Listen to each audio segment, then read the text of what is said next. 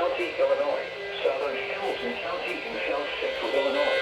Southeastern Franklin County in south central Illinois. Northwestern Gallatin County, Illinois, until 1 a.m.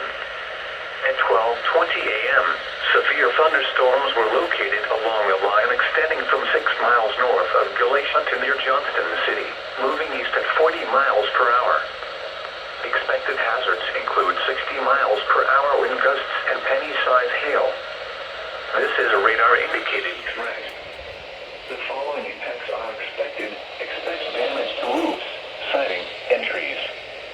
Locations impacted include Marion, Tarrant, Harrisburg, Carterville, El Dorado, Johnston City, Norris City, Craneville, Cambria, Energy, Galatia, Pittsburgh, Thompsonville, Raleigh, Omaha, Woodyish, Williamson County Regional Airport, Cole, Spillertown, and Broughton. This includes Interstate 57 in Illinois between mile markers 53 and 62.